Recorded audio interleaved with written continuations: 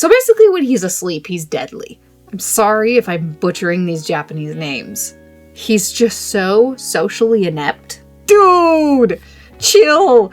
You went from 0 to 100 so quickly. I was not prepared. I loved both of them, and you took them away from me. The dude is sick. Hi guys, welcome back to another Nerd Rants video. I've made a discovery in the last couple months. I might be an anime person now.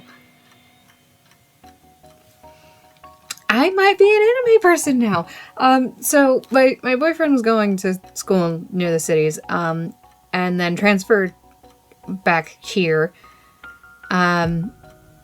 Because of that, we've been able to hang out more often. So we started meeting up weekly to watch, a show. And we started with Demon Slayer.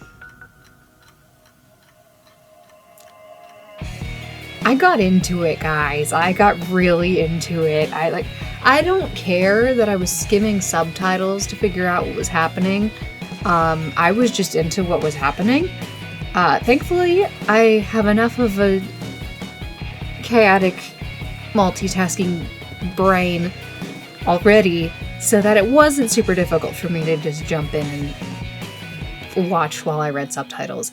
But by the end of it, I definitely mastered the art of just skimming to get the idea of what was happening, but mostly watching, because a lot of times there was more happening on screen than in the subtitles. And when they did have an info dump area or whatever that was happening, nothing really was happening on screen, so you could focus on the subtitles. So it really worked. It worked out. But yes, I'm very into Demon Slayer. I'm so into it, guys. It's so gory. It's very gory and very dark. But I'm enjoying it so much. We've caught up with them now, which is sad. Though I think the next season is coming out in February. I'm pretty sure that's what he said. But anyway, we caught up to them. And it always sucks to catch up to someone who is making a series. It's never fun. It's never fun because then you have to wait, especially depending on how quickly you catch up. Yeah, it's no fun. Books, shows, anything. It's no fun to catch up with a series. Yeah, the first time I did it, I was reading Keeper of the Lost Cities. At the time, there were 4 books. I finished the 4th book, and I was like, that's not the end of the series.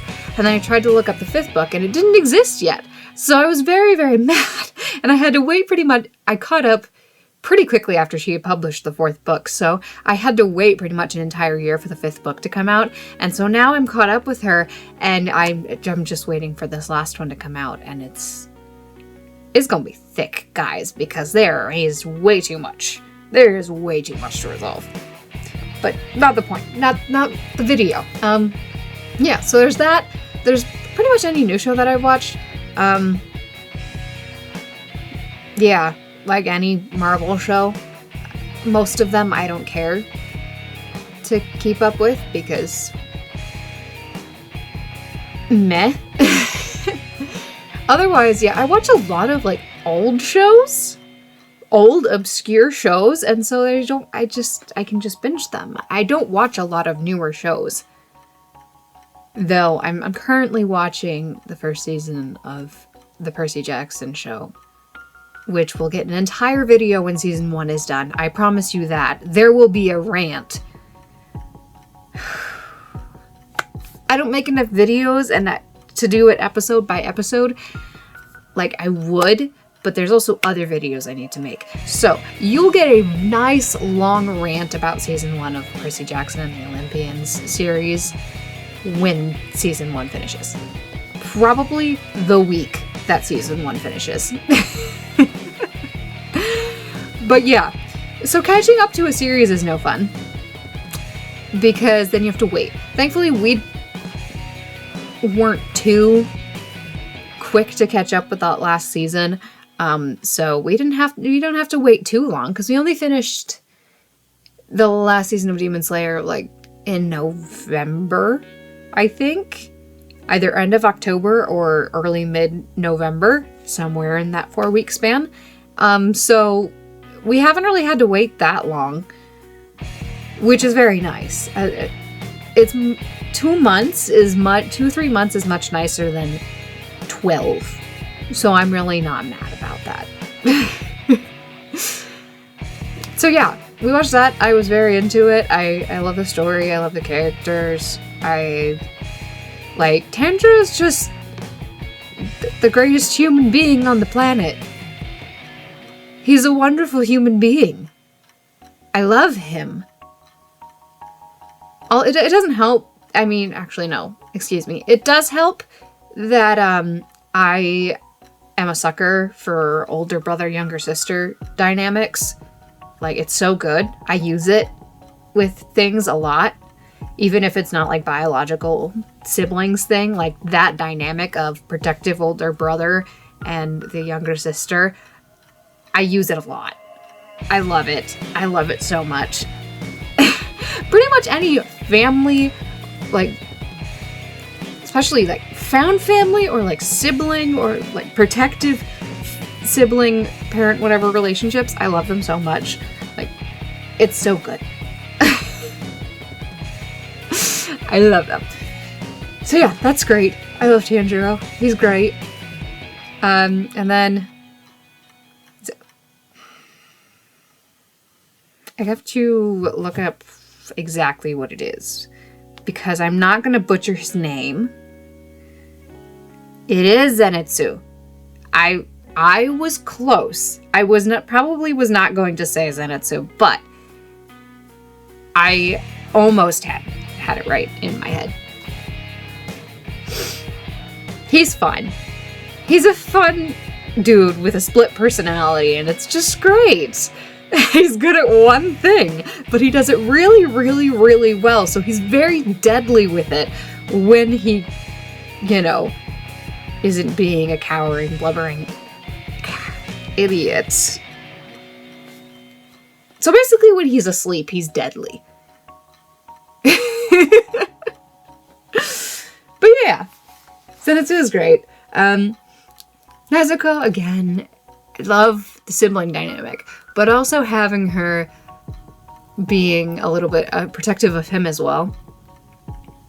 Because, like I said, protective family dynamic is great. I love it. Also, protective younger sister is definitely the role that I took on in my RPG game with my brothers and some of their gaming friends. I'm just straight up the angsty, protective little sister, and that is who I play, and it's great.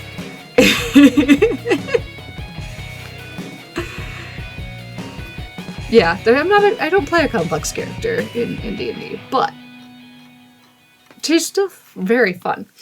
Anyway, yeah. So Nezuko is great. And gosh, the cliffhanger. Leaving us on the cliffhanger that she just doesn't get burned by the sun anymore. Seriously? Like, it was out of nowhere, which was definitely the point, that you're like, no, she's literally dying. She's dying. And then all of a sudden, I'm okay with the sun. And you're like, wait, what the heck? What the heck? But it's not like those cliffhangers where they pull that like out of nowhere thing and it's just bad, because there are definitely times when they pull something like that where it's pretty much out of nowhere, and it's just doesn't work at all. It doesn't work at all because it's like, what? And then it's done badly. But this was done pretty well. Like, it's out of nowhere. I didn't see it coming at all. It was way out of left field. But it was believable enough. There was enough of like the information about how demons work and all the little things that they put in there throughout the rest of the series that made it believable enough that I wasn't mad about this random out of nowhere cliffhanger twist. So it worked.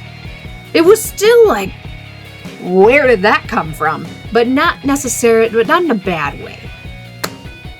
If that makes absolutely any sense. Yes, Nezuko is a fun character. Then we have Inosuke. Yeah. I'm sorry if I'm butchering these Japanese names.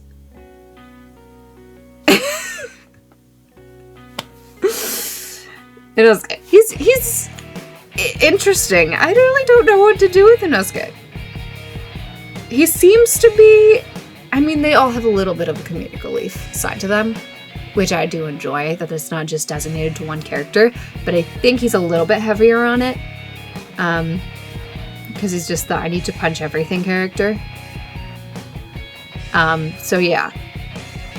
I'm not exactly sure, we haven't had as much background and buildup of his character as opposed to Tanjiro and Zenitsu.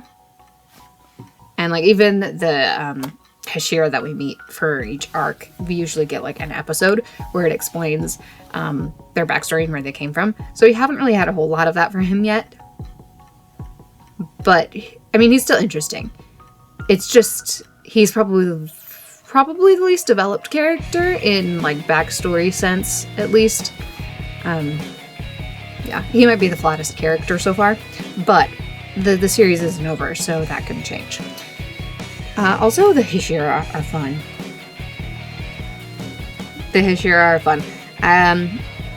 Rengoku is probably my favorite. Because Mitsuri is really, they love Hashira. She's a little weird. She's a little bit weird, and they also use... She's the feminine character, so they sexualize her a little bit, which I'm not a huge fan of. But yeah, so Mitsuri is interesting. The one we meet in the first episode, Tamioka. I don't know how to say his name, I'm sorry. The water Hashira. We don't get a whole lot of him because he's... Yeah, we don't get a whole lot of him, so I don't know about him yet. But Rengoku is great. He's just... I love Rengoku. He's so cool. And then... Uzui. Tengen blah blah blah. What's the arc called? I don't know what the arc is called, but they're basically... It almost seemed like the Vegas of Japan or whatever, and they're going after his 3 wives. He's a little, weird. And a bit flamboyant, and I don't know. I don't really like his character that much, personality-wise.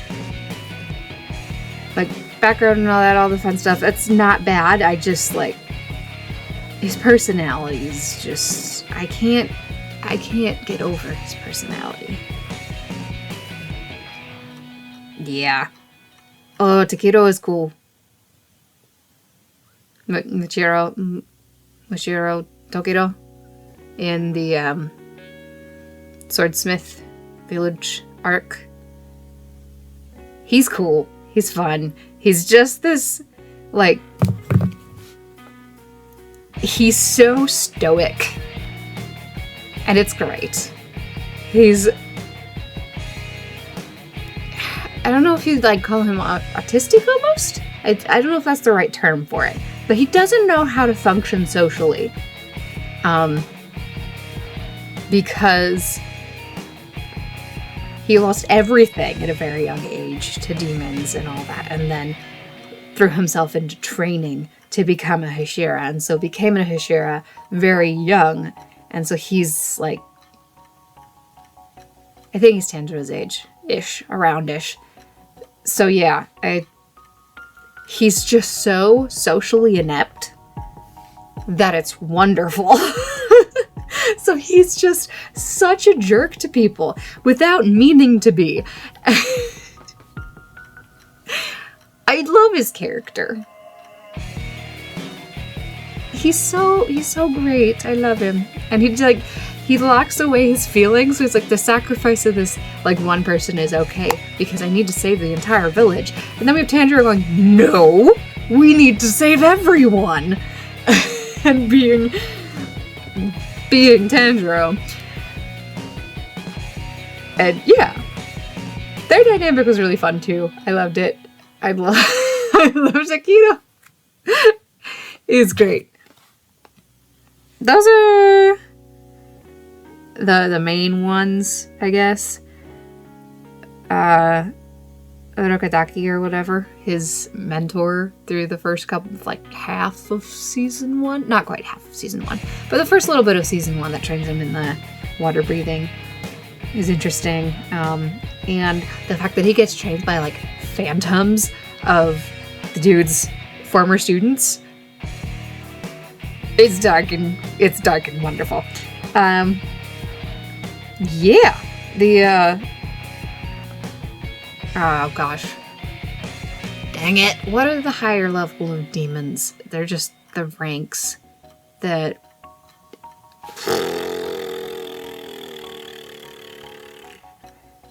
Dang it. The 12 Kazuki. Yeah? Kazuki? That looks like what it's... That looks... Yes. Anyway, they're fun.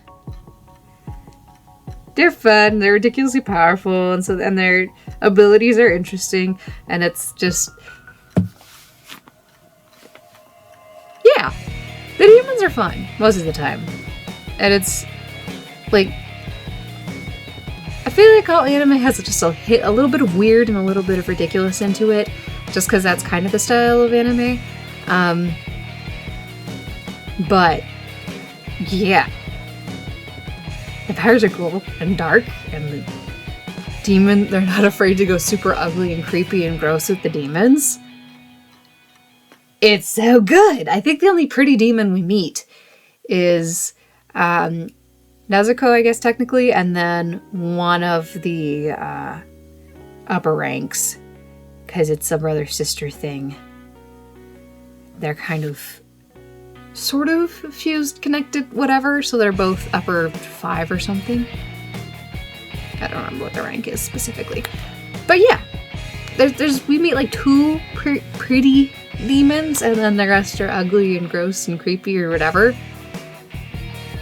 It's fun, and I love that they're not afraid to do that, because there are definitely some studios or whatever that would not go that far with demons. Like, no, they're straight up demons. Make them creepy, make them gross, make them brutal. It's great. Also, the whole development of Tanjiro kind of figuring out that water breathing doesn't fit with his physiology, and that his dad, whatever, might have been used sun breathing, or yeah, sun breathing is the original form of breathing. Yes. But anyway, that whole development is very cool, and I can't wait to see where that goes. But yeah, I'm very into Demon Slayer. I really, really like Demon Slayer. So yeah, that's the first anime that I got into. And then the other day, my boyfriend and I watched Spirited Away, because apparently it was like number 2 or something in anime stuff. I don't know. I personally enjoy Demon Slayer better, but that's just because I'm a sadistic weirdo. It was definitely an interesting story, but I think it leaned more heavily on the ridiculous side of anime stuff than like Demon Slayer and stuff did. So like the designs of the character and some of the plot and the things that happened, it was a little bit more ridiculous. It was a fun story. I loved Haku and Chihiro's relationship dynamic. It was very fun to see them interacting and have them you know, being good friends, and then her and Kajama? Who's the man? Who is the 6-armed man? I'm gonna look up these characters too. I just watched this. This is so bad. Kamaji. I was close. I liked her interacting with Kamaji too. And with Lynn. Like the relation, like the character dynamics between characters was good. It's probably the highlight of the movie, because like Yubaba and a bunch of the other characters' designs were actually very out there and a little bit weird and ridiculous, and just her parents turning into pigs. The concept of her entering the spirit world and then crossing the river, and then the sun goes down and the river just like disappears, because now she's trapped there. And the river disappears, and suddenly it's just giant oceans. Like, I can't get home. That's a very cool concept. And the No-Face, he's interesting. It's an interesting character. I'll just say I couldn't really follow what this plot was supposed to be. Because obviously it's like, oh yeah, she's trying to get home. But usually there's like something beyond that. Like initially when he's talking about Yubaba being the sorceress that rules the land, I'm just like, does she have to defeat Yubaba? That didn't happen. And then the No-Face shows up and starts eating people and everything, and giving people gold and whatever else and all that chaos. And I'm just like, okay, what? Is he the enemy now? And then they kind of just deal with that. And there's the whole like river guardian part, which was, that one like fit in well because it was just part of this new world and normal that she was getting into, so that one worked and into it fine. But then Haku being hurt and then going on a whole different quest to get him help, and then that kind of being for nothing, and Haku coming to get her to bring her home, I was like, it was yeah, it felt a little bit disjointed with certain things just seem to happen, and they happened because they happened. So it felt a lot more disconnected than other stuff I've watched. Other than that, it had a lot of interesting things like character dynamic and the concept of the world and her being trapped there, and that stuff was interesting. But yeah, I don't have a whole lot to say about Spirited Away. It wasn't bad. I just I don't know. I enjoyed other anime stuff better. More, whatever. Words. But yeah, that's probably all I have to say about Spirited Away. Haku and Chihiro's dynamic was wonderful. I loved it. Alright, we're just gonna look up the character names for this one ahead of time so I don't have to do it in the middle of me talking about it. Okay. There we go. There we go. There, I'm ready. I'm ready now. This one I watched on my own. Well, sort of. My best friend got me into it. When I went to California, Saturday night we were going to hang out with her friends, and in between, all the stuff we did in the morning, and then we were just hanging out at her house. It ended up taking them longer to get there than we thought. So we got a good third of the way into Death Note before they showed up to get us. So, yeah. I got hooked into that while in California, and so I got home and I finished it.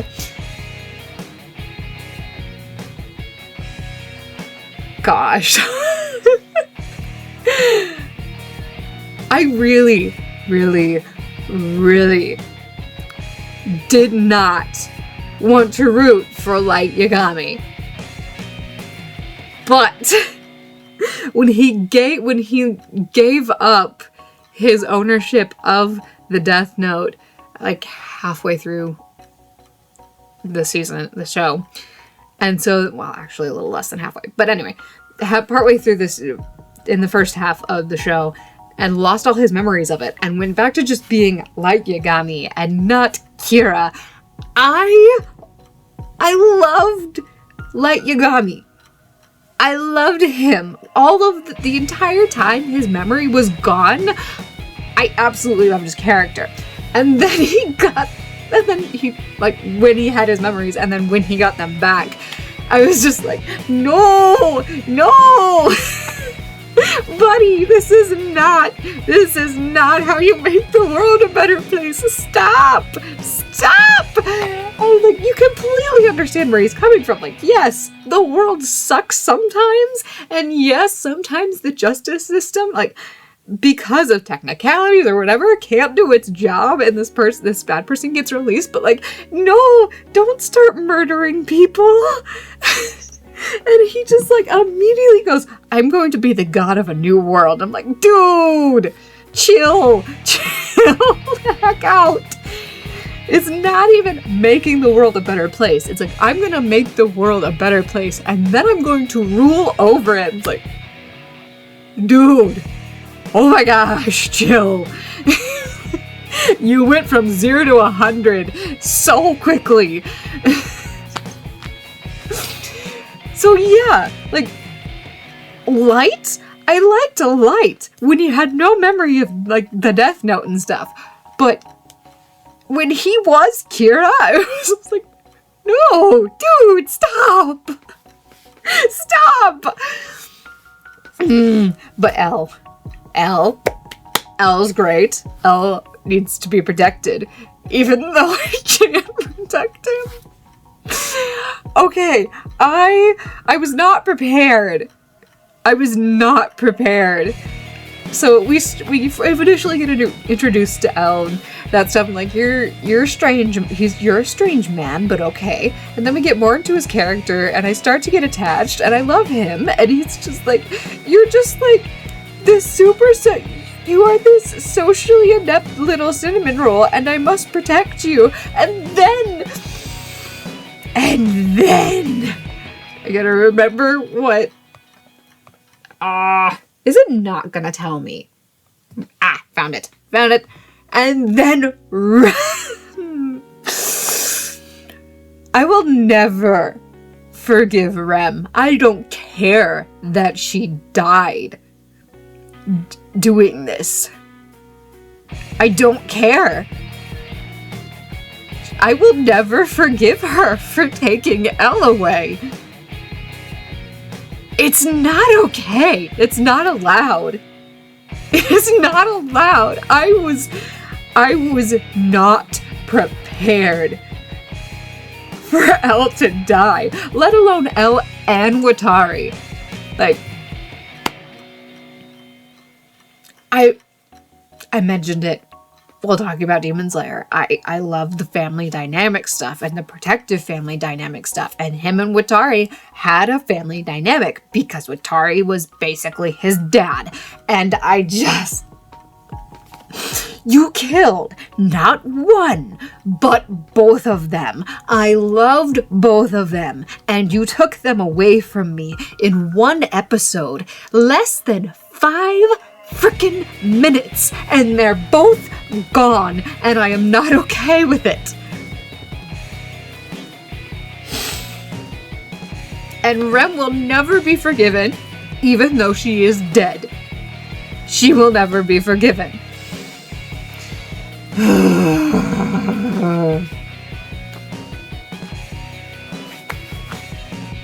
So yeah, obviously, I love Elle. And I love them going back and forth and having these like mental battles with each other without them actually knowing they're having this mental combat between Light and we'll just go Ryuzaki so I'm not confusing myself, but between Light and Ryuzaki, and they're just going back and forth in their heads about how do I reveal that he's Kira, and how do I keep him from revealing that I'm Kira, and this going back and forth and them just a battle of intelligence. I loved it. I loved it. I love that they use like the color shift when he was thinking like Kira, and so it was just like as a hint then later when he loses his memory, we don't get this color shift or whatever whenever he's talking to himself or thinking, and so you know like he's not Kira anymore. And I really appreciated the color shift. It was a very fun detail to have in there, and I will forever mourn the passing of Ryuzaki and Watari and the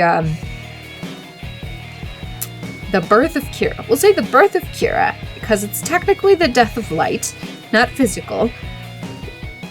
But when he became Kira, it was very sad, especially after we got a sneak peek of what like Light would have been as a character. It's like, I just want him to be that.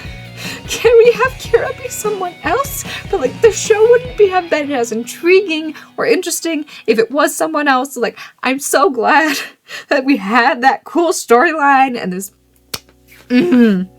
It's definitely like action-wise a much tamer show than Demon Slayer, but it's still very good because it gets into all of the intellectual stuff and all of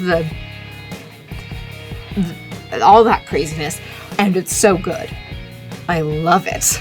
I love the process of the investigation, and I love all the things that like goes through in order to cover up what he's done. Like, the dude is sick. The dude is legitimately sick.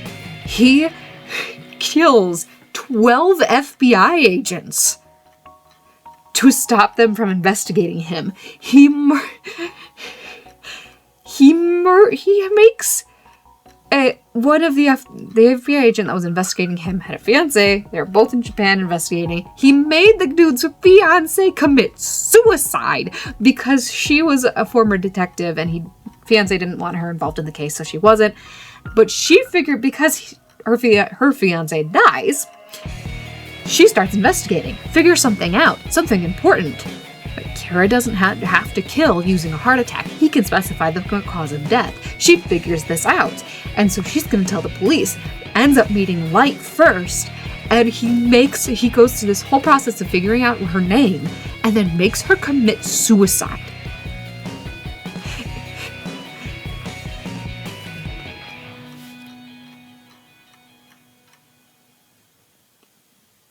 It's awful. The dude is so awful. My boyfriend is saying there was the whole predicament of you don't want to root for him, but like he's sort of the protagonist of the show. It's like, no, there was no time. There was no time while he was actively seeking the goal of Kira and becoming god of a new world order that I ever rooted for him, because he was such a sicko. Like, you went from being a high school senior to going, I am going to rule as a god over this new world I create, and I don't care who it's like, I will kill. I'm trying to kill all the criminals, and I will kill anyone who tries to figure out who I am. And I'm just like, you suck. He lost all sympathy. And then he lost his memories, and I think that was to kind of build up on his character outside of Kira and maybe get some sympathy from the fandom, whatever. You got sympathy for Light, but never for Kira. And so when he became Kira again, I instantly went, nope, that's Kira, that's not Light, and I no longer like him because he essentially killed Light. And sadness. Yeah,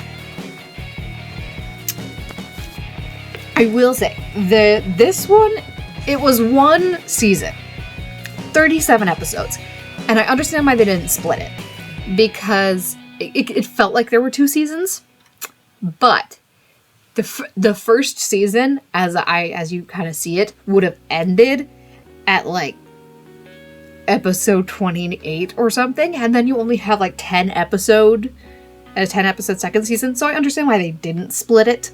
You go from like a 28 episode season to a 10 episode season, but it very much felt like there was a season split in there, especially because they have a time skip in the show.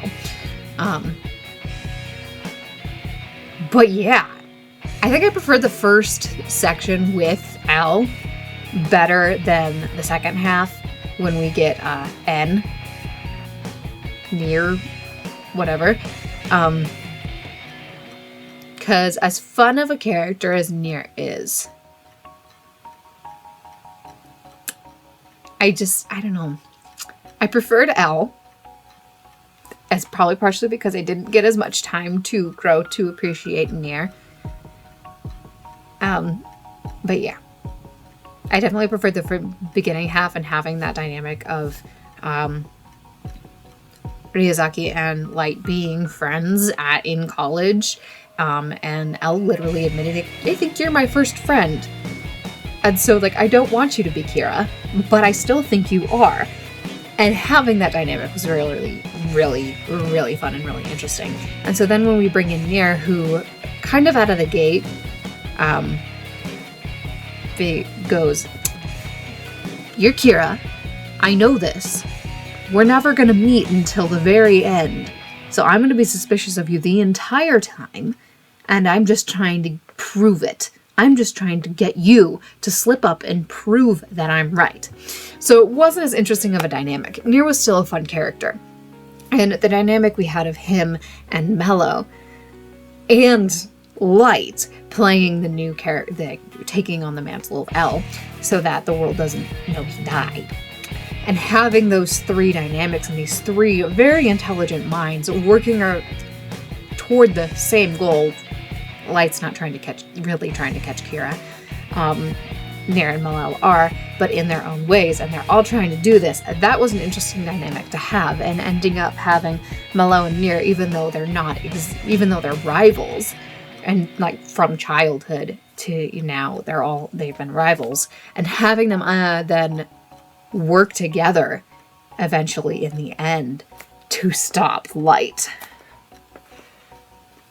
That was a very interesting dynamic and probably the best part of those last few episodes of the season. But yeah, the finale, the episodes are 20 minutes long. The second to last episode leads up to this like pinnacle moment where it's 40 seconds after Light's little pawn, who he gave the notebook to help keep suspicion off of him, finishes writing these names. It's 40 seconds after that, so they're going to die, and it would be everyone except Light, everyone who knows about the Death Note, and then Kira would win. And so it builds up to this like pinnacle moment. This is the deciding factor in who wins this fight. And it cuts off at 40 seconds, obviously. And so we open up the last episode with Light figuring out, oh no, I got bested. It didn't work. Near got to the real note, to the real Death Note, and switched it so that when the Mikami, his little pawn man, wrote the names, it wouldn't do anything because it's not a real Death Note. And so we have in the first 3 to 5 minutes, we get this realization and him going, this is all the proof I need. You're Kira. You claimed victory. As he said, 40 seconds, nobody died. And so you're basically admitting you're Kira. And they take the notebook and go, everyone else's name in this room was written down except Light Yagami.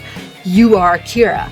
And having them go back and forth, and Light is desperately trying to convince his fellow detectives that have been on this team with him from the beginning, who have been working the Kira case from its inception for like 6 years, and trying to convince him, no, I'm not Kira. He's trying to trap me. He's trying to frame me, but being at a complete loss because he expected to win. He didn't expect this plan to fail. And suddenly he's been bested by someone and he's losing it. He's having like a mental breakdown and he's screaming and he's not acting like this super calm, super stoic guy that we've been getting to know throughout the entire series. And all of a sudden he just snaps and he goes at it and it's insane. And he's just breaking down and desperate and trying everything. And it gets down to his watch has a secret little piece of the Death Note in it. And so he's just desperately like, okay, I can do this. Opens a thing to try and write a name, and one of his teammates shoots him in the hand so he can't write. And and this guy standing there holding the gun, shaking, freaking out, because he was the one that have tried so hard to convince everyone, like, Light Yagami can't be Kira. There's no way. And he's standing there, having shot this guy. He tried so wholeheartedly to defend, and he's just shaking.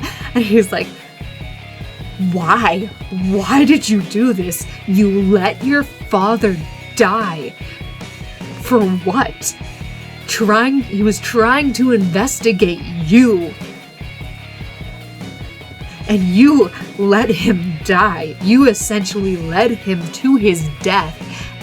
And they're just rightly so, just completely pissed at him. And so this guy that shot him, Matsuda, oh man, I liked Matsuda's character. He was fun, he was quirky, he was like, everyone else were these veteran detectives that were doing the Kira case, and he's like this newbie, this greeny cop helping them. And just over ambitious, like over enthusiastic, and gets himself into stupid situations because he just wants to help. He wants to do more. And so his character was very fun. And having him get to the point where he's just like, I'm gonna kill him. I'm going to kill Light. And literally shoots him like 7 times and almost like nails him in the head. But, misses because the other guys on the detective team stop him. And he's like, I need to kill him. This doesn't stop till he's dead. And having all of this anger and all these emotions rise up. And, that was a wonderful moment. I loved it. And then we have Light is like bleeding out on the floor. And we have Mikami, who is like this essentially cultist, going, that is Light Yagami. He is Kira. He is my god. And being what Light was trying to get the world to be. And so he sees that. He freaks out. He just like kills himself. Okay. He's like running around the background, gushing blood because he just like sliced himself open. Meanwhile, Light's bleeding out of the floor because he got shot like 6 times. Like, Matsuda just straight up unloaded his gun on him. And I'm just like, oh my gosh, so many things are happening. And yet, like, the first half of the episode is literally just Light and desperation trying to convince him, no, I'm not. And Nier very calmly explaining everything, and everything like coming together, and all of this big all the preparation for this big last meeting where Nier and Light finally meet, and all the preparation for this finally being revealed. and how near one. And it's like it being, yeah, I couldn't near, it's like me and Melo on our own could not have surpassed Alan, beaten you, but together we were able to do it. And like him pointing out the irony of it, these rivals coming together, and it's kind of great. And Light just being, crap, I'm bleeding out. I've totally lost. They all know I'm Kira. I've lost, but I will not die here. And so he drags himself out of the warehouse, and you just watch him stumble through, and we have his death god, because we have the death god that accompanies the death note. And we have his death god from Ryuk just sitting on the top of this little tower, watching this happen, holding his death note in his hands, going, I told you in the beginning, when the time came, I would write your name in my death note. And his little monologue about, like, we've been through a lot, we beat boredom, we did a lot of interesting things, but the time has come. And he's standing there, and he writes the name, and Light dies. And you're just like, it's so poetic. But it's just like, oh my gosh. It's so great. It was so intriguing. I liked it. I will say my least favorite character was definitely Misa. What's her last name? I know you're in here. Maybe, I think she's higher up, actually. Misa Amane. She was, so much. She was a lot. She's just, as a character, was a lot. And I did not blame Light for, like, not being interested. He was an absolute douchebag for manipulating her into thinking, oh, I like you, but you need to do this first for me. And he was a douchebag for that. He was a manipulative little douchebag, which did not, like, help me liking him as Kira. Definitely didn't. He sucked. But yeah, Misa was just, like, a lot. She was a lot. I don't know how else to describe her. Yeah. But yeah. That's all the anime I've watched so far, but probably won't be the last. So, fun times. I'm an anime person now, I guess. Those are my thoughts on those couple of things. If you've seen them, feel free to nerd out with me in the comments. Like, yeah, please. I love nerding out with people about stuff. And, you know, I guess Reese has sort of started to get into anime, but he hasn't watched these ones, so, like, I can't nerd out with him about these. So, you know, do that with me in the comments. Post suggestions, recommendations, requests, whatever. Just all the thoughts.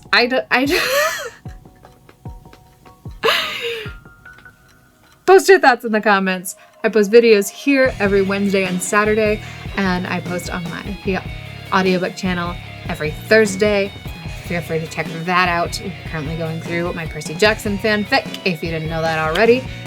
Feel free to jump in there. It's something, guys.